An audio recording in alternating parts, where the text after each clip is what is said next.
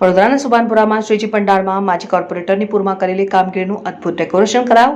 વડોદરા શહેરમાં પૂરની પરિસ્થિતિને લઈને કારેલીબાગ વિશ્વકુંજ સોસાયટીમાં રહીશોએ ગણેશ પંડાલમાં કાઉન્સિલરોનો વિરોધ નોંધાવ્યો હતો, તો બીજી બાજુ સુભાનપુરા શ્રીકાંત પાર્ક સોસાયટીના ગણેશ પંડાલમાં પૂર્વ કાઉન્સિલર રાજેશભાઈ આયરેની પ્રશંસનીય કામગીરીને લગતા તેમના ફોટા સાથેનું અદ્ભુત ડેકોરેશન કરવામાં આવ્યું હતું।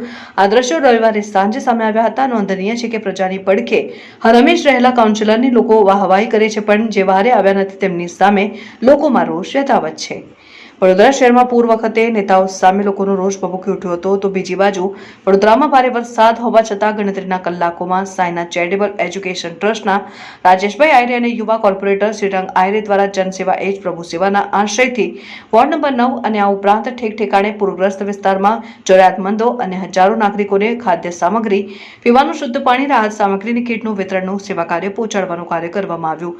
તેને લઈને શ્રીકાંત પાર્ક સોસાયટીના ગણેશ પંડાલમાં બેનર લગાવીને તેમના કામગીરીને બિરદાવી હતી। શ્રમિકો, જરૂરિયાતમંદો, નિરાધાર ગરીબો, વૃદ્ધો સામે Sainath charitable trust education trust દ્વારા પીવાના પાણીની બોટલ, અન્ય સૂકા નાસ્તા, બિસ્કિટ, ચવાણાના તેમજ સેવ મમરાના ફૂડ પેકેટ અને ખીચડી બનાવીને પૂર પીડિતોની મદદે સ્વયં રાજેશભાઈ આયરે તેમની કાર્યકરો ગયા હતા। શ્રીકાંત પાર્ક યુવક મંડળ આ વખતે કંઈ નવીનકરણ કરવામાં આવ્યું છે ડેકોરેશન માટે।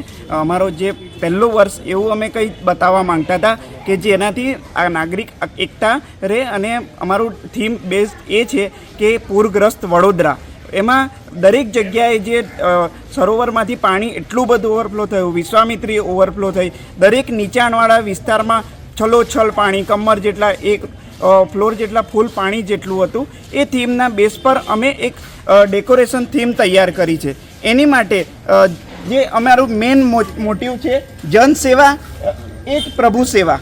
એની માટે અમારા પૂર્વ કોર્પોરેટર માજી રાજેશભાઈ આયરે એમને એટલી બધી મદદ કરી અમને કે એ અમારા માટે કોઈ સેવક છે, જનનાયક છે અમારી માટે તો।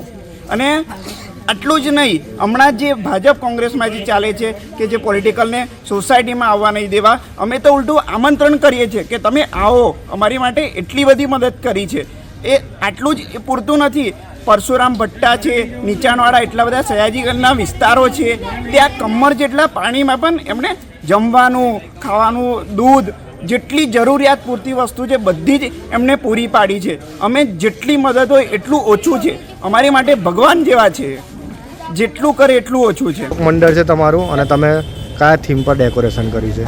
અમે અહીંયા શ્રીકાંત પાર્ક યુવક મંડળ છે અમારું, રામેશ્વર મંદિર પાસે, સમતા ચોકડી। અમે આ વખત આજે આપણી હોનારત થઈ બરોડામાં પૂર હોનારત, એના ઉપર અમે આખી થીમ રાખી। એટલે અમારો મેઇન મોટો હતો જનસેવા એ જ પ્રભુ સેવા, એના પર અમે આખી થીમ બેઝ કરી હતી। એકચ્યુઅલી હતું એવું કે આપણે જોયું કે બરોડામાં બધે વરસાદ ઘણો હતો ને ઘણે બધે જગાએ પાણી ભરાઈ ગયું ને પબ્લિકનો રોષ ઘણો હતો, પણ એવા ટાઈમમાં અમે અહીંયા જે આટલા વર્ષોથી મહેસૂસ કર્યું ને આ વખતે પણ એ આપણા જે અમારા અહીંયાના રાજેશભાઈ આયર છે એ કોન્સ્ટન્ટલી અમારા માટે અહીંયા હાજર હતા।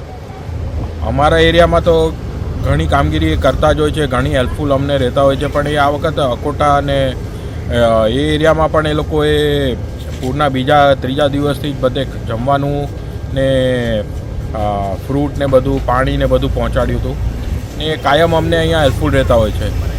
અમે અમારું તો આ પહેલું વર્ષ છે, અમે આ ગણપતિનું આયોજન કરી રહ્યા છે, પણ કોઈ પણ ફંક્શન હોય કે અમારી સોસાયટીમાં એ બીજું કંઈ પણ પ્રોબ્લેમ હોય તો અમે રાજેશભાઈ પાસે જઈએ છીએ, તો એ અમને કાયમ હેલ્પફુલ રહે છે અને અમને હંમેશા હેલ્પફુલ રહે છે કે અમને એ પ્રોબ્લેમ નથી કે એ બીજેપીના હોય કે કોંગ્રેસના, એ કાંઈ જોતા જ નથી, બધાને હેલ્પફુલ। અમે ખાલી એક ફોન કરીને અમારા માટે હાજર થઈ જાય છે। આ વખતે અમને પૂર્વ વખતે ઘણા હેલ્પફુલ રહ્યા છે।